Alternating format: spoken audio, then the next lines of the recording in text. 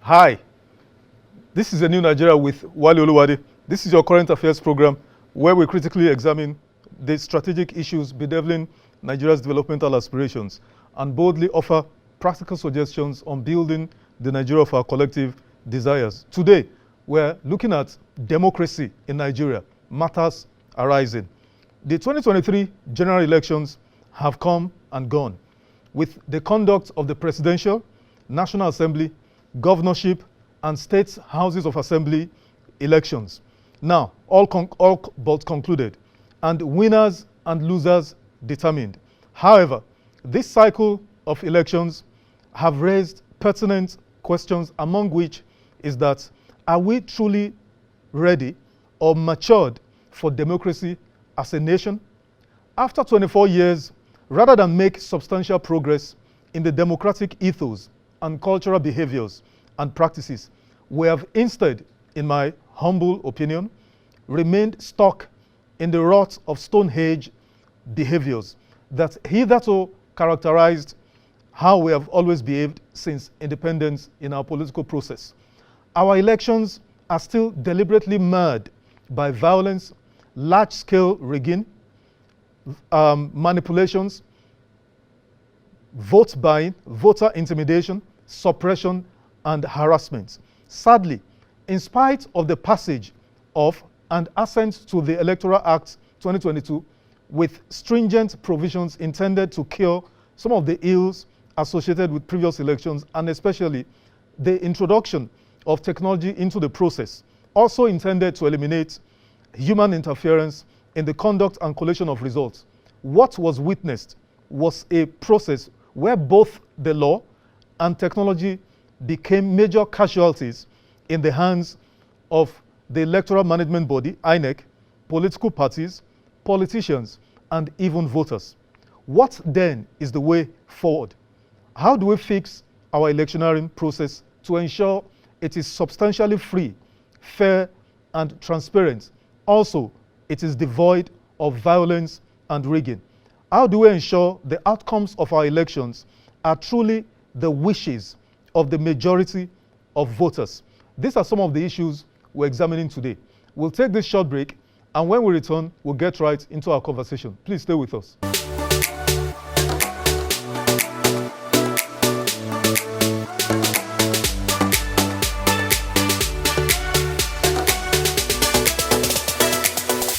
Welcome back. My guest is already here, Mr. Igo Akerega. Good afternoon, Igo. Good afternoon. Good to be here as always. Nice to have you, Igo. Yes, a pleasure. Mr. Igo Akerega is the president of the Civil Liberties Organization and also a member of the Nigerian Guild of Editors. He's been an editor of various media organizations, particularly Guardian newspaper, where he was the Abuja bureau chief. Mr. Igo, once again, good afternoon. Yes, it's good to be here. Nice to have you. Yes, apparently. Now, let's get right into the conversation. We just finished this cycle of elections. And let me ask you, what's your general assessment? What are your opening remarks on both the February 25th and March 18th process? What's your take? Well, I've had to answer these questions a number of times now, because prior to the elections, the general atmosphere, the upbeat, was that this time around, there is a game changer that Mahmoud Yakubu and his team, and the Independent National Electoral Commission, were bringing to the table. And we're all persuaded to be convinced that we need to sign on to it. All right, we did. And the first shock was the February 25th election. That is the presidential election and National Assembly election. We all saw what happened. A big charade, a shame, a political tragedy that unfolded before our very eyes, and we just couldn't behold it. It was sad. Unfortunately, about 29 countries sent their observers and election managers, their independent election managers, to come and observe the Nigerian elections, with the expectation and hope that they have a lot to learn from Nigeria. It was a comprehensively shattered hope that everybody had. And then, of course, the climax of it was the March 18 governorship and state houses of assembly election. After the fiasco of February 25, the INEC chairman and government officials were scampering over themselves to explain that there were glitches, there were a few problems here and there. Nobody bought into that, and then they just made a vague promise that by March 18, every other issue that led to the glitches will be addressed. What we then saw on March 18 became an icing on the cake in a clinical disaster that INEC put together for the whole of Nigerians in a sham arrangement called election. Well, I feel very sad, and I'm sure most Nigerians, huge silence has enveloped the country, and very many people just cannot understand what has struck us as a people. It just clearly shows that Nigeria as a country has been hijacked.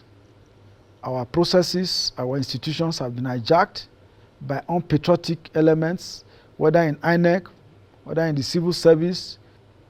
In as much as we say, the elections, the processes were faulty and all of that, but there are people who say that this is the best elections. I'm sure you've heard that. Yes, I've heard that. Yes. I've heard people say to me, yes, this is the best elections ever.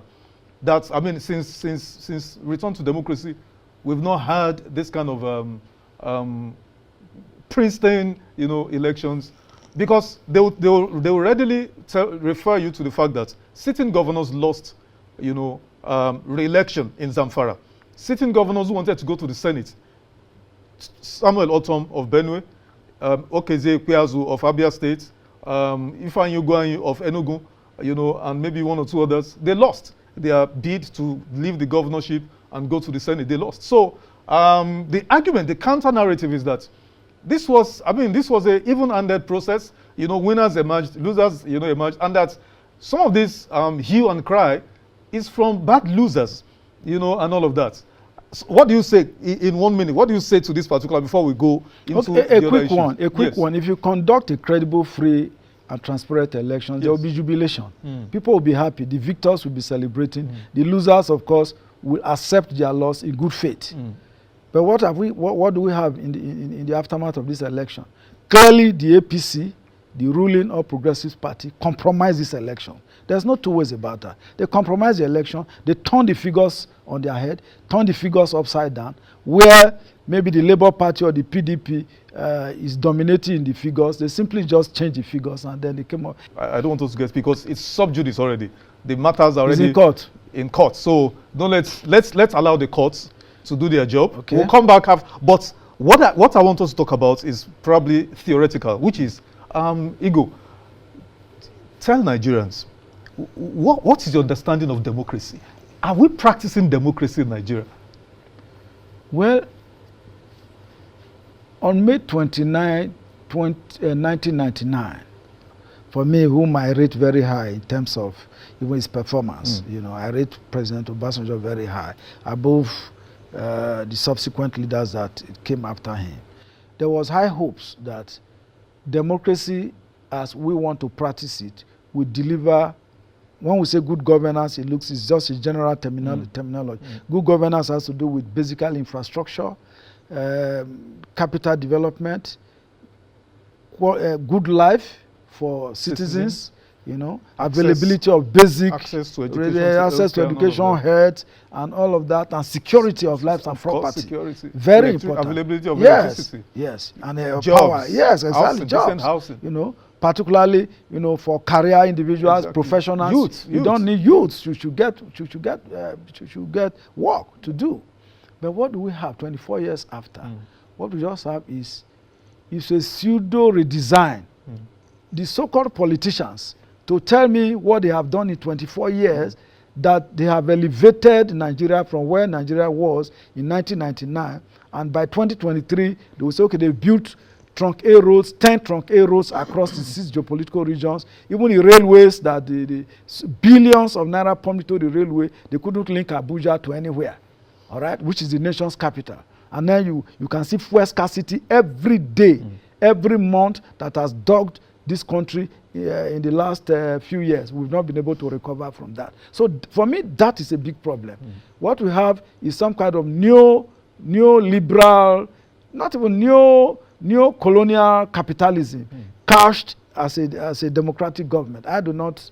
This is a pain in the neck. I would crave your indulgence to say, maybe we should tell Nigerians that you are not calling for a military. No, that's not. But I just did a small comparison. To say, look, exactly. You just did a and I'm sure analysis. Nigerians watching us will know, exactly. Because I've just said, look, these are capital projects. State institutions have been badly eroded. Their independence has been badly eroded to the point where individuals seem to have overwhelmed the state. An individual can have his or her way in Nigeria. You can commit a crime and get away with it. You can beat the system. As a politician, you may decide, to game the system, rig your way into office, and you can now say with such audacity, go to court, because you also know, even at the courts, you have the ace there.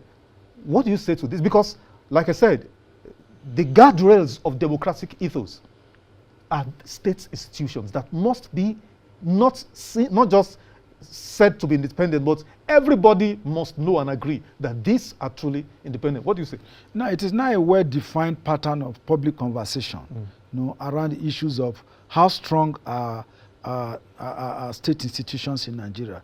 When we talk about state institutions, we are talking about INEC, which arrogates itself the Independent National Electoral Commission. Let us even start with INEC, for example.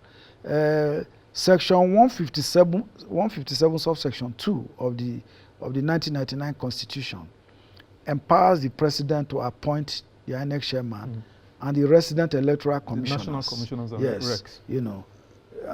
On recommendation to the National Assembly, who is just screened as you know what the National Assembly is. You just take a bar and go, ask some very watery, flattery questions, and then nobody's disqualified. Particularly this outgoing Ninth Assembly that said whatever comes from the President it is so bad. It had been so bad under the Ninth National Assembly. Is the INEC truly independent? So INEC is not independent. When one man can just appoint the INEC chairman and the recs, the resident electoral commissioners. For me, that is the beginning of the problem of INEC as an institution. So it is not independent at all. Let no one pretend that INEC is independent. And going forward, for Nigerians, that is the first thing that Nigerians must now address. The so-called independence of INEC. Is INEC truly independent? Or how immune to manipulation, or the ability to resist pressure from political office holders are police as an institution. Who is the head of the National Police Council? It's Mr. President. The National Police Council is Mr. President. The Mr. President appoints... I wish what we would have said, who even appoints the IG? That's what I'm coming to. The Police the Service Commission? It's the same president. So the Nigerian president is an omnibus. He's so powerful. His hands are everywhere. Extremely powerful. And this Nigerian president belongs to a political party? Absolutely. And you expect him not to be partisan in his judgment, in who he thinks he will appoint, that will be loyal to his tendencies and his shenanigans, if he so have. But as we have seen, we've not seen presidents that are so patriotic that they've risen above primordial sentiments. We'll take this short break, and when we return, we'll continue with our conversation. Please stay with us.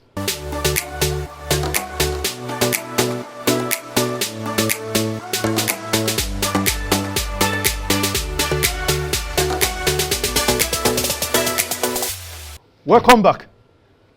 Mr. Igo, before we went on that short break, we were talking about the seeming weakness of our institutions.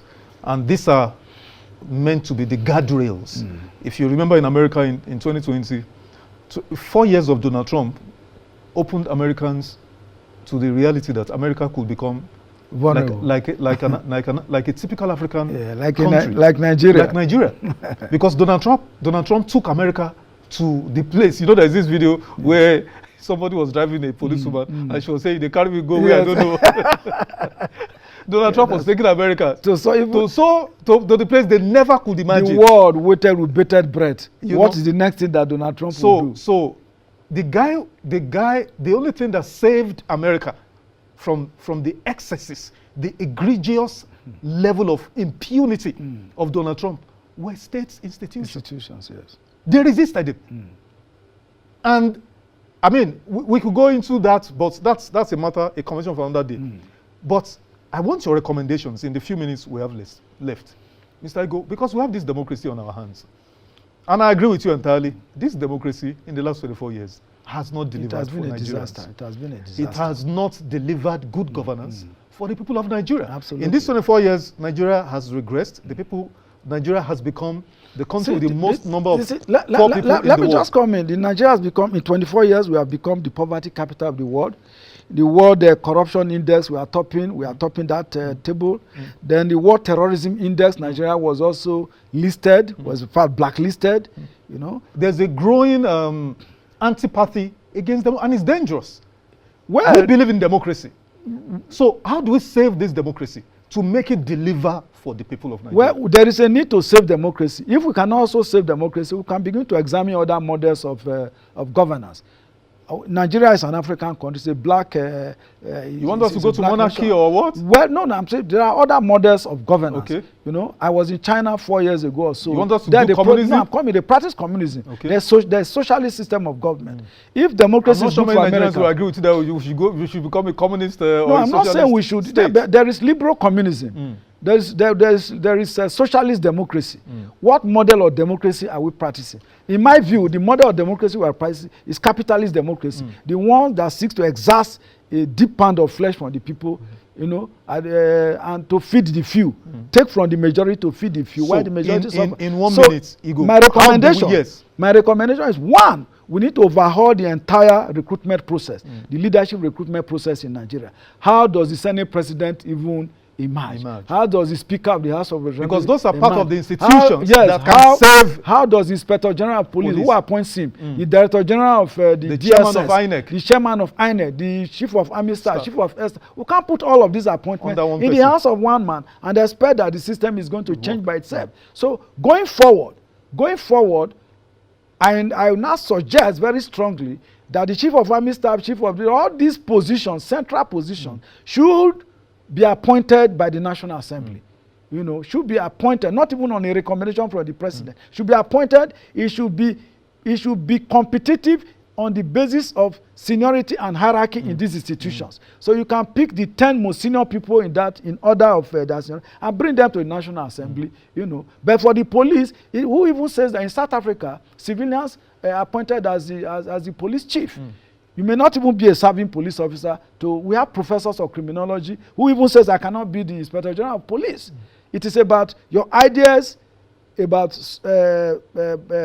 societal policing, security for citizens, security and safety for lives and property. And who says that if you have a basic education, if you are a graduate, you cannot proffer this solution? So for me, any Nigerian can apply to be appointed as Inspector General of Police, the Director General of DSS, and all these so-called agencies, because it will appear as if institutional internal corruption usually affects the bosses and heads of these institutions once they are appointed. So for me, there's need for a general overhaul of this system. The most important of it is INEC. How can an INEC chairman emerge that will deliver the expectation of Nigerians? Yes. You know, so we there's a lot of work to do to rethink this democracy, and we need people like yourself, people who can think and proffer ideas. Thank you so much for coming. Continue to provide the bulwark. Yes. We are supporting from playing from the background, supporting by providing vital information that can drive good governance for our people. Exactly. Thank you so much for coming. Thank you so much. Thank you. And that's the end of the interview segment. We'll take this short break, and when I come back, I'll give my closing statements. Please stay with us.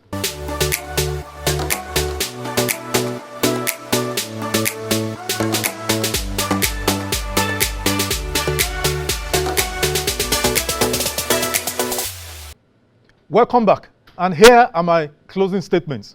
The manifest modus operandi among political parties and their candidates is win anyhow, the outcome justifies the means. Therefore, whatever dark methods, crude tactics, and heinous crimes perpetrated in the process of an election, it does not matter. So far, we are declared winners. Afterwards, let the aggrieved or losers go to court, and we shall proceed there to slug it out. A few issues deserve to be highlighted from this behavioral mindset. Number one, those with the requisite patriotism and competence and who truly wish to serve the nation are shut out of the democratic process.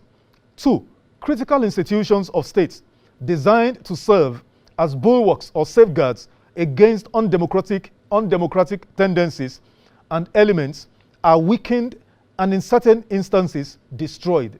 These institutions lose their independence and become accomplices of desperate political actors. Number three, whereas winners are declared from these manifestly flawed and corrupt electoral processes, but as we have seen firsthand in the last 24 years, there is little or no evidence of sound governance which impact the lives of the people of Nigeria positively.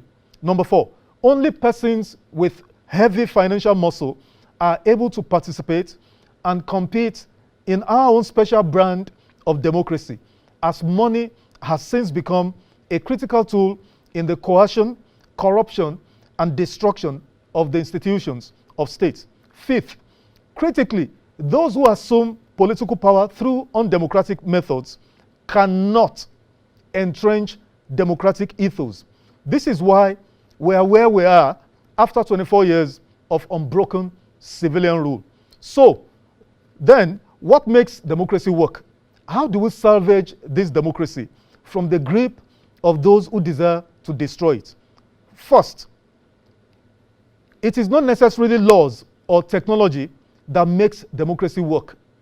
This is the stark reality Nigerians are coming to grips with in the aftermath of the recent political fiasco. And so here are my recommendations. Number one, the greatest elements of democratic society are a virile and independent state institutions, among which are the INEC, Independent National Electoral Commission, security agencies, the judiciary, etc., that are involved in the entire electoral value chain.